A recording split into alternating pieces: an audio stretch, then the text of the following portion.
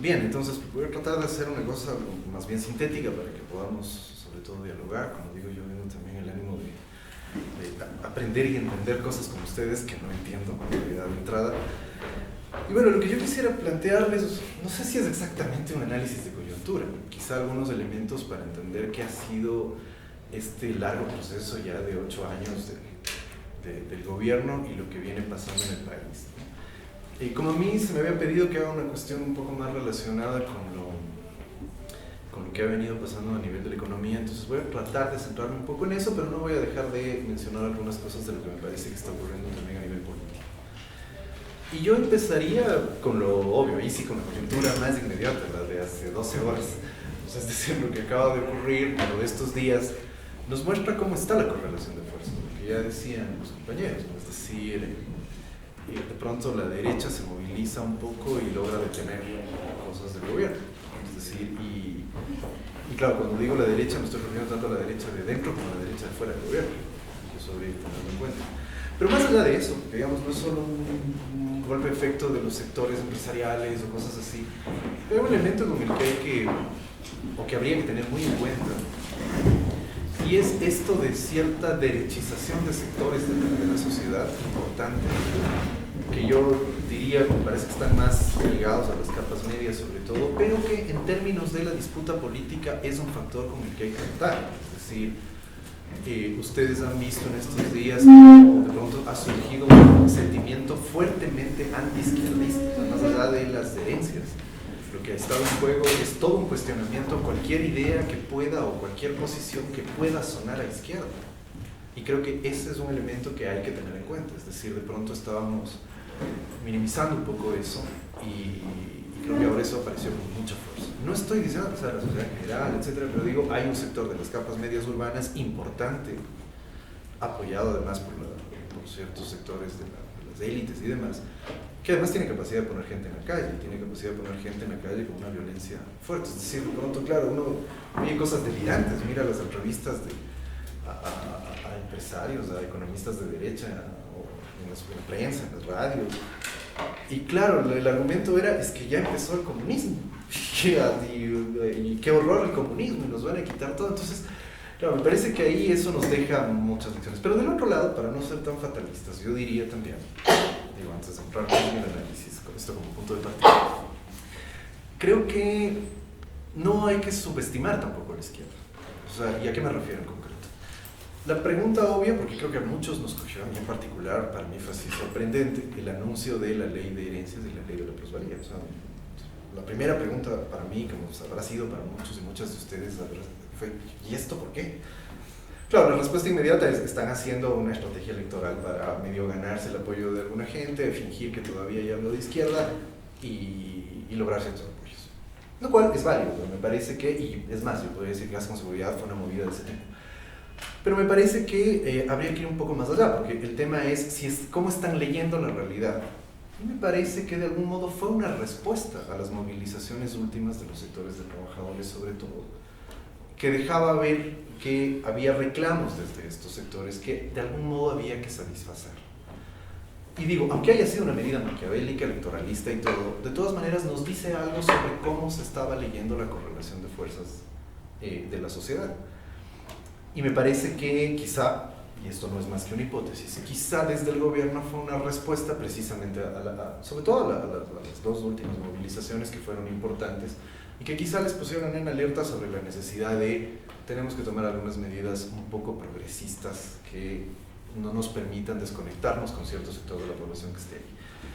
Claro, sin embargo, en cómo se fue resolviendo la correlación, claro, termina siendo que más bien pesó lo otro, la derecha esta mucho más radical, etcétera, tiene más fuerza y termina haciéndoles recular, además porque el gobierno al final va a intentar más bien salvaguardar la estabilidad y no sé qué. En fin, bueno, entonces me parece que desde ahí yo intentaría algunas reflexiones un poco más de largo aliento, ¿no? Yo creo que hay un elemento clave que no sé, a ratos me da la impresión, no quiero sonar petulante con eso, pero a ratos me da la impresión de que quizá no lo estamos discutiendo suficientemente en el campo de la izquierda en general, me refiero a organizaciones, intelectuales, todo. Y es bueno, ¿qué ocurrió con el capitalismo en el Ecuador durante estos últimos, no solo 8 años? Y esto me parece que es un elemento que hay que tener en cuenta. Yo creo que hay una transformación de más largo aliento que quizás sea por lo menos de los últimos 15 años. Es decir, yo creo que ahí el punto de inflexión es todo lo que ocurrió con el feriado bancario y todo eso. Parece que marcó una transformación y creo que una de las cuestiones que hay que entender es qué pasó, qué está pasando por ahí, para comprender qué significa el gobierno, es decir, cuál expresión política de qué es, ¿no? Eso porque, entre otras cosas, un poco en relación a lo que decía el compañero también, con todo lo del muro, con toda la crisis de la izquierda, una de las cosas que dejamos de discutir es qué ocurre a nivel de la economía, qué ocurre a nivel del control de la economía, qué ocurre con el capitalismo. Recordarán ustedes, ahora ya eso es menos, ¿no? Pero en un momento dado decir capitalismo era mala palabra. O sea, ya eras anacrónico, dinosaurio, atrasado, la historia te pasó por encima, no sé qué. Entonces, y creo que al rato sí, la izquierda en una posición defensiva lo que hizo es dejar de hablar de ciertos temas, ¿no? Desplazarse hacia otras cosas, de pronto desplazarse hacia la democracia, por ejemplo, hacia los derechos, hacia ese tipo de cosas. Y me parece que por un montón de razones, que quizá no es el momento para analizarlas más muy en detalle, de alguna manera ha retornado cierta posibilidad de volver a pensar estas cosas que además definieron a la izquierda, definieron por mucho tiempo esa larga tradición de la izquierda del siglo XX. Entonces, bueno, a partir de eso digo, habría que preguntarse, bueno, ¿qué es lo que ha ocurrido con el capitalismo en el Ecuador? Y yo diría que ha habido una profunda transformación. O sea, es decir, el capitalismo actual ecuatoriano en relación al capitalismo de hace 20 o 30 años atrás es bastante diferente. ¿Y a qué me refiero con esto de un capitalismo diferente? Lo primero que yo diría es que los capitales nacionales, vinculados también a lógicas al menos de capitales regionales y transnacionales, han logrado una mayor integración nacional. Es decir, y esto se expresa claramente en que los grupos empresariales ya no son grupos regionalizados como lo eran antes. O sea, es decir, uno veía las burguesías costeñas, por ejemplo, y tenían su espacio en la costa, en Guayaquil, alrededor del eje que era Guayaquil como centro de acumulación, etcétera, igual las serranas, y las quiteñas, las cuencanas, estas tres que siempre marcaron la historia económica e inclusive y evidentemente política del país. Estos tres polos, tres grupos, tres élites, tres grupos económicos, o sea, tres conglomerados de grupos económicos, que además tenían una disputa casi obscena y directa en el poder político, ¿no? Eso se ha analizado mucho, esto de, claro, había partidos que eran expresión de estos grupos que se peleaban en el Congreso y que se peleaban las disputas de poder y demás. A mí me parece que esa es una primera cosa que ha cambiado. Es decir, la forma de los capitales en el Ecuador es más bien ahora una forma que, si uno quiere, puede decir es más nacional e inclusive con ramificaciones regionales. Y pongo un ejemplo chiquito, además igual que la coyuntura. No sé si alguien se percató, por ejemplo, que la camiseta de Bolivia es hecha por Marathon Sports. Es decir, desde hace 3 mundiales. Y desde hace rato, claro. Entonces, claro, vos dices, a ver, ¿qué tipo de capital es esto? O sea, de lo que antes eran capitales localizados, sí, los exportadores vinculados al mercado mundial, todo lo que ustedes quieran, pero no había una integración hacia adentro y una integración regional. Dicen que los RIDE igual tienen negocios en Venezuela, en Perú, en Colombia, por ejemplo, los del Supermax. Entonces me parece que ahí hay una primera cosa que tendríamos que ver, es decir, los capitales, el capitalismo del Ecuador es bastante distinto en ese sentido. Piensen ustedes en los del Juri. Los del Juri eran durante mucho tiempo un grupo muy focalizado en controlar esta región económica que habría sido el sur del país. Y sin embargo ahora son sin duda un grupo nacional, además absolutamente diversificados, ¿no? De hecho tienen un montón de negocios en todo lado y de todo tipo. Entonces esa es una primera cosa. Yo creo que hay capitales regionales, inclusive se lo ve a nivel financiero, de lo que antes tenías bancos estrictamente serranos o estrictamente costeños, uno ahora ve que ya son bancos que están regados por todas partes. Una segunda cosa que quisiera proponerles para discutir es cuál es, o digamos, hacia qué segmentos de la población está dirigida lo que podría ser algo así como la estrategia de acumulación de estos capitales. Y esto me parece que es un dato muy interesante también porque de lo que intuyo sobre eso, creo que marca diferencias también respecto de la historia anterior del país. Es un capital que está dirigido a generar consumo en los sectores populares, y en los sectores medios, pero eso ha sido medio tradicional, digamos. En otra época donde hubo gobiernos parecidos, estos gobiernos que impulsaban el desarrollismo, la industrialización hacia adentro, etcétera, entre los años 50 y 70 en América Latina, una de las críticas más fuertes que se les hacía es que claro, impulsaban industrialización y demás, pero para el consumo de las capas medias sobre todo, y no para los sectores populares. Y eso al final terminaba quebrando esos proyectos y terminó haciendo inviables esos proyectos. El caso nuestro es el de la dictadura del Bombita en los 70, ¿no? Que intentó, como ustedes saben, la industrialización, no sé qué, y las críticas que se hicieron fue, ahí hay un límite porque eso está dirigido solo a las capas altas y a las capas medias. ¿Qué es lo que ocurre ahora? Esta gente, claro, también tiene y dirige su estrategia de acumulación hacia el consumo de las capas medias y altas, pero no solo eso, creo que la novedad de eso está ahí, pero eso no les daría diferentes a otros procesos. Pero es que la novedad es que de pronto hay una expansión hacia el consumo de los sectores populares. Y ahí voy a citar, conozco más o menos ese caso, más por chismes que por información real, entonces de pronto el chisme es equivocado. Pero entiendo que esta compañía Motor 1, que es esta que vende las motos, estas baratas chinas, es de los del Juri. Ensamblando, y están ensamblando los carros estos Kia también, los del Juri. O sea, por eso vemos que además de esas maravillas, Hyundai y Kia, que claro, son los coreanos. Por eso vemos esa maravilla que de pronto les compran a los del Juri un montón de patrulleros para Kia, porque son, claro, yo decía, ¿por qué están comprando eso? Después me enteré, ¿no? Se supone que no pueden comprar bienes importados y después me enteré que los están ensamblando aquí. Pero lo de las motos es más significativo porque lo de las motos está dirigido al segmento popular, o sea, es decir, son motos muy baratas y va hacia allá. Entonces me parece que, piensen, ¿por qué traigo a colación el ejemplo de los del Juri? Porque los del Juri se caracterizaron por una estrategia de negocios durante mucho tiempo que era la estrategia del consumo alto y medio. O sea, en sus orígenes, los almacenes del Juri eran importadores de licores y de perfumes, porque eso era para la peluconería, pues no era para gente como nosotros. Pero ya en cambio una moto de $1,000, $800, de pronto uno ya se anima a comprarla. O sea, entonces, a mí me parece que esa es otra particularidad. Y yo diría, sin abundar mucho en eso, pero me parecería que habría otro ejemplo interesante de ver esto en el capital financiero, que también modificó esta lógica de acción. Y ahí están dos ejemplos claritos, lo del banco del barrio y lo de mi vecino y no sé qué cosa. Es decir, esta otra idea de la financiarización de los sectores populares. O sea, yo siempre digo esto, yo me acuerdo cuando yo era guapo, tener una tarjeta de crédito, eso era de pelucones, pues. Es decir, no es que cualquiera tenía una tarjeta de crédito. Ahora por poco ya entras al banco y te lanzan la tarjeta, o sea, y después uno termina endeudado y no sé qué. Y entonces me parece que ahí también uno puede ver que hay esta otra intención. Es decir, es un capital que, y bueno, está lo de los supermercados, esta expansión de los supermercados súper agresiva, que está controlando un montón de segmentos de la economía, pero que también está dirigida a las capas medias y a los sectores populares. Igual, lo del Supermaxi ahí es sintomático. El Supermaxi dirigido a las capas medias y el aquí, que es del Uruguay, también dirigido a los sectores populares. Entonces, ¿qué quiero decir? Pues, digamos, ¿qué significa un poco esto, ¿no? Esto significa que efectivamente, y creo que por ahí voy digamos, avanzando algunas ideas para también entender el porqué de algunas políticas del gobierno.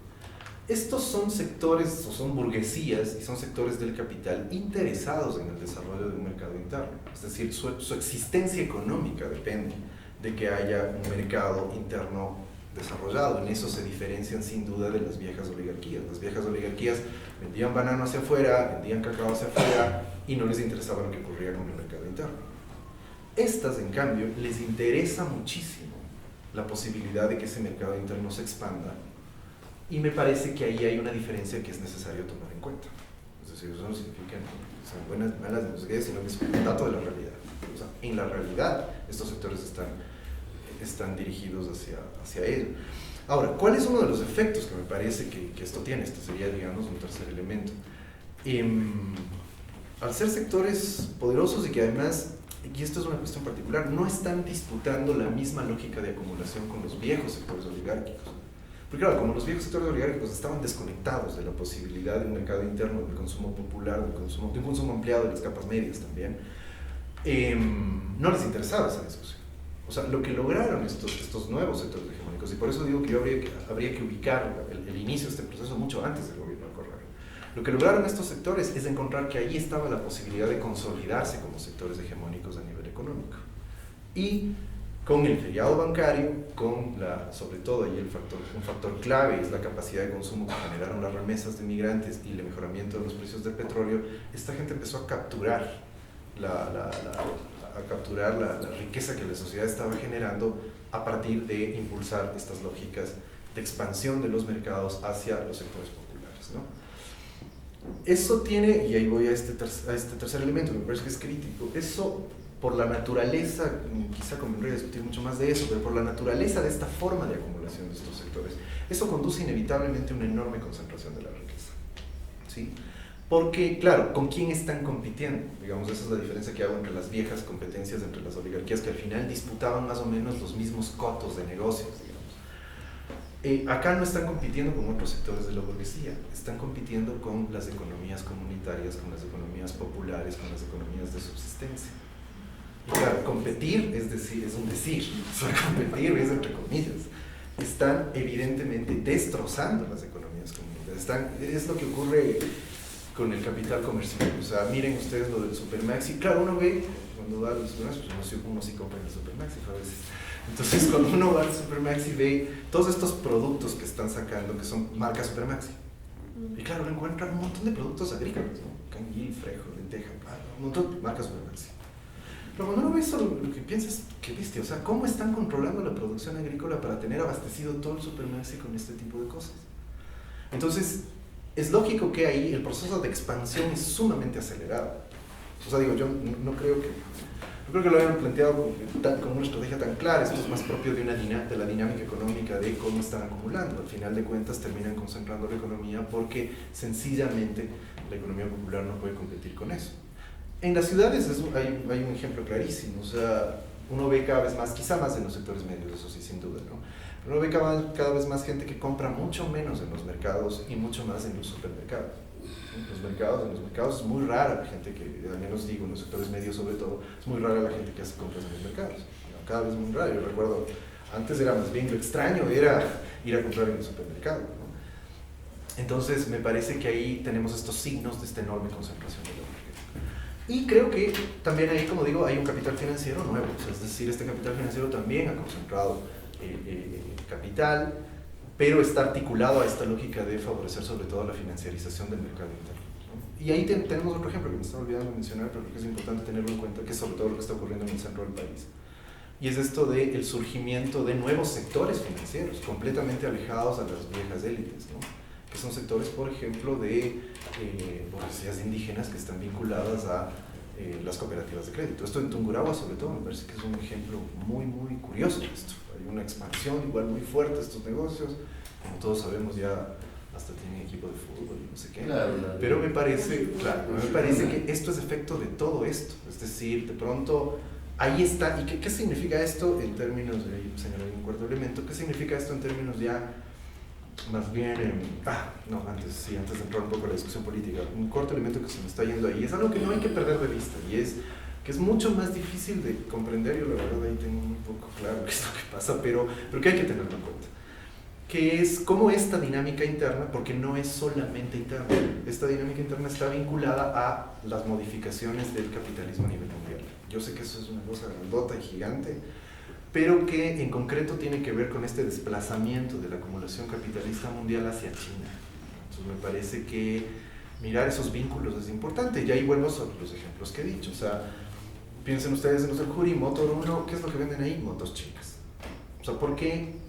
Yo lanzaría solo una idea en relación a qué significa el capitalismo chino, y es que el capitalismo chino tiene una estrategia muy fuerte basada en la expansión de producción masiva industrial, más que financiarización. También controla mucho el capital financiero en el mundo, pero su estrategia no es tanto el control financiero. Ahí está la diferencia entre Estados Unidos mandando al Fondo Monetario a imponer cuestiones que terminaban favoreciendo a los bancos. Me parece que China, esa no es la estrategia de China. Me parece que la estrategia de China es expandir su capacidad de producción, de producir bienes, y inundar el mundo con esa producción de bienes. Es lo que se dice mucho, ¿no? Es casi la fábrica del mundo, por decirlo así, ¿no? Pero hay una particularidad que ahí nos conecta un poco con esto que venía diciendo respecto a lo que pasa adentro. ¿Qué tipo de bienes? Y son bienes de consumo popular. O sea, por eso es que son tan baratos, por eso es que las tiendas chinas son tan baratas, y por eso es que los sectores que acá están impulsando ese desarrollo, ese consumo popular, están conectados con eso. Y es ahí donde uno entiende por qué los del Juri importan motos chinas y venden motos chinas. Me han dicho, yo no he visto los almacenes de estos que tienen, estos grandotes que tienen por todos lados, que eso está lleno de productos chinos, ¿no? Son productos baratos, que carpas, que muebles, que no sé qué, y son productos chinos. Entonces, Ahí, insisto, todo esto que he dicho me parece que nos lleva a la conclusión de que el capitalismo ecuatoriano actual es muy diferente al capitalismo que tuvimos hasta hace unos 20 años atrás y tiene particularidades muy distintas. Entonces, ¿cuál es si uno quiere hipótesis o mi planteamiento ahí? Sería interesante que nosotros entendamos que Correa es la expresión política de este proceso. O sea, más allá de... Porque a veces, y esa es una lectura que yo no comparto mucho, a veces se tiende a creer que es Correa el que ha creado esto. A mí me parece que es un poco un momento, esto viene de antes, y lo que el gobierno Correa representa es una expresión política de este proceso, y una expresión política de los intereses de estos nuevos sectores. ¿Sí? Y ahí yo creo que es necesario tener en cuenta, bueno, ¿qué significa eso? Porque claro, podríamos salir muy fácilmente y decir, claro, Correa está representando a esta gente y punto, ¿no? Creo que es necesario afinar un poco más la lectura. Me parece que por esta lógica que ha tenido el capitalismo ecuatoriano primero de integrar nacionalmente la economía, de integrar el mercado interno, de generar, de popularizar, o sea, de ubicar en los sectores populares sus posibilidades de acumulación, ellos requieren un Estado distinto. O sea, es decir, lo que ha cambiado, lo que ha ocurrido como efecto de eso es un cambio radical en la forma de la dominación política. Y eso supone construir un Estado de otra naturaleza, y por eso me parece que Correa es la expresión política de eso. Correa estaría construyendo, desde esa perspectiva, un Estado diferente. Es difícil llegar, bueno, digo, hemos estado 8 años, alguna vez leí el Mario que decía eso, llevamos 8 años viendo, caracterizando el gobierno y no terminamos de caracterizarlo. Uno podría decir, ya parece que ya mismo le van a tumbar y todavía no terminamos de caracterizarlo. Entonces, bueno, y es cierto, pero yo diría que ahí, más bien, a ver, ¿qué es lo que hay que ver? Y la hipótesis que es un poco complicada también, pero va para la discusión igual. Y es que creo que la naturaleza de este nuevo Estado es un Estado que por primera vez en el Ecuador piensa en el interés de clase, no en el interés de facciones o grupos de la clase dominante, digámoslo así. ¿Qué querría decir esto? Ahí hay una diferencia sutil, pero que es importante tener en cuenta. O sea, es distinto un gobierno que está coaligado con un grupo empresarial o con un conjunto de grupos empresariales y que los empieza a favorecer solo a ellos. ¿Sí? Eso es, a mi modo de ver, lo que ocurrió con la historia del Estado ecuatoriano por mucho tiempo. ¿Qué significaría un Estado que representa el interés de clase? Es más bien uno que no se coaliga directamente con un grupo, sino que trata de comprender qué es lo que le conviene al conjunto de los sectores dominantes, al conjunto de los sectores empresariales. ¿Cuál es ese conjunto? Este conjunto que está impulsando la transformación del capitalismo ecuatoriano. Los distintos sectores, lo que se ha dicho mucho, ¿no? O sea, grupos como, lo que al menos yo conozco, lo que se dice es que son los Wright, los Supermaxi, Isabel Novoa, los El Juri y algunos otros grupos los que están siendo beneficiados, Pronaca, etc. Pero claro, en una visión clásica de cómo funcionaba el Estado ecuatoriano, es como que los gobiernos lo que hacían era coaligarse con uno de estos grupos o con un conjunto de estos grupos y favorecerlos solo a ellos y dejar de lado a los otros. Y ahí venían los conflictos y se peleaban, se lanzaban cenicerazos, todo lo que ustedes ven. A mí me parece que Correa y el gobierno Correa lo que ha hecho es más bien construir un Estado que trate de velar por el conjunto de todos estos grupos. Y eso genera diferencias en la gestión política. Yo siempre pongo para comprender mejor esto el ejemplo de, y ahí también vamos a hacer conexiones con el tipo de políticas que tienen, el ejemplo de lo que fue el estado de bienestar en Europa y en Estados Unidos. O sea, para mí el estado de bienestar es un estado que busca el interés de clase. ¿A qué me refiero en concreto? Al final de cuentas, en la posguerra el estado de bienestar surge como una respuesta a la enorme movilización de los trabajadores europeos, sobre todo, que estuvieron a punto de hacer la revolución y de volver comunista Europa. Entonces la reacción fue, bueno, empecemos a mejorar las condiciones de la clase obrera porque si no nos van a tumbar tarde o temprano. Entonces, si uno piensa en las políticas, sobre todo las políticas en los Estados Unidos de Roosevelt, estaban y lo que es esto que se conoce como las políticas keynesianas, esto del Estado que genera mejores salarios, beneficios, ciertos beneficios. Lo que está en juego es la idea de una disputa frente a la que se ven enfrentadas las clases dominantes, es decir, ¿qué hacemos? O sea, le seguimos esquilmando todo lo que podemos a los sectores populares y esto nos devuelve una crisis, nos devuelve la posibilidad de que nos tumben y se tomen el poder, o empezamos a repartir un poco más para poder garantizar la acumulación en el más mediano y largo plazo. Yo creo que un Estado que defiende, un gobierno que defiende el interés de clase es el que busca esta segunda opción. Es decir, cómo minimizamos un poco la conflictividad y la contradicción para garantizar las condiciones de acumulación que necesitamos en el largo plazo, no inmediatamente, no solamente lo que yo puedo sacar ahorita por las políticas que el Estado con las que el Estado me pueda favorecer. Entonces me parece que eso en el Ecuador no había ocurrido, y ese es otro dato curioso. O sea, en el Ecuador yo creo que quizá hubo intentos, quizá lo del Bomba Rodríguez fue también un intento de hacer algo parecido. Lo de Roldós. Lo de Roldós también, sin duda, ¿no? Pero además tengan en cuenta la diferencia que yo establecería con estos otros intentos, es que fueron eso, intentos. Acá creo que se ha consolidado la política comunista, o sea, la forma de Estado, esta intervención del Estado así, a veces avasalladora en la sociedad y todo, en buena medida está vinculada a esta necesidad de consolidarlo. Es decir, mal que bien, tienen ya 8 años y han hecho unas transformaciones importantes en cómo estaba funcionando el Estado, y creo que mucho de eso tiene que ver con garantizar este tipo de cosas. Entonces, sí, yo cerraría con esta última idea y con una pregunta que creo que es la pregunta que clave un poco en esto. Y es, si todas estas transformaciones, o sea, ¿qué significan todas estas transformaciones para las organizaciones populares, para la izquierda, para el movimiento de trabajadores en particular? Es decir, creo que ahí, y en realidad es una pregunta sobre la que yo no tengo mucha claridad, pero por eso la dejo planteada, es si esto significa, o al menos hay que hacer una evaluación un poco más rigurosa, si esto significa, beneficia o no, o en qué medida beneficia, o en qué medida no, las posibilidades de consolidar a las organizaciones sociales, de consolidar a los movimientos populares, de consolidar una alternativa de izquierda, inclusive. Es decir, de consolidar una alternativa de izquierda radical. O sea, de en qué medida, en un contexto como este, por ejemplo, podemos retomar ciertas banderas de la lucha histórica del movimiento de trabajadores, como la lucha por el socialismo, por el gobierno de los trabajadores, por los gobiernos populares, por gobiernos nacional populares, por ejemplo. O si no, digamos, y en qué medida, claro que es lo más importante, lo que precisamente, como los compañeros decían de inicio, les preocupa a ustedes, sobre todo, y nos preocupa a todos los que más o menos decimos identificarnos con la izquierda, en qué medida esto favorece o no, o crea condiciones de posibilidad para la construcción y la creación, y la construcción de organización y la consolidación de organización política.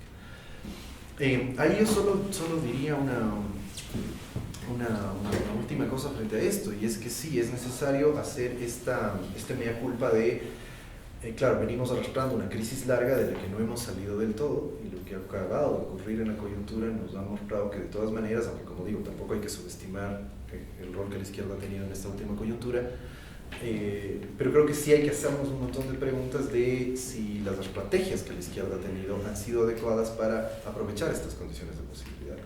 Yo intuyo que sí se podían aprovechar, creo que todavía se pueden aprovechar esas condiciones de posibilidad, y subrayo lo de aprovechar, porque el problema es que a veces creo que nos equivocamos y pensamos que es el gobierno el que va a hacer eso, y el gobierno no va a hacer eso. El gobierno, por todo lo que he dicho, está representando lo que más o menos he tratado de explicar, y su proyecto ha sido ese, y no le podemos atribuir al gobierno la posibilidad de hacer lo otro. Hay un factor con el que hay que lidiar, y eso es cierto, y ahí no lo voy a negar tampoco, es decir, el gobierno por esas mismas razones no le interesa una organización social independiente, autónoma, no sé qué.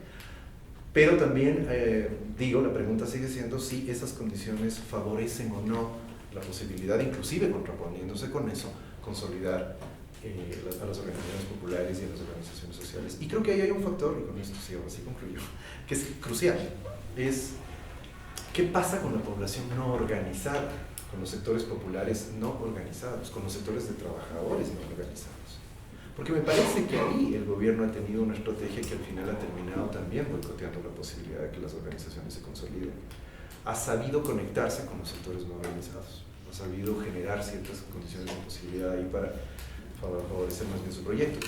Y me parece que ahí hay una discusión pendiente, es decir, ¿cuál es nuestra posición frente a ello?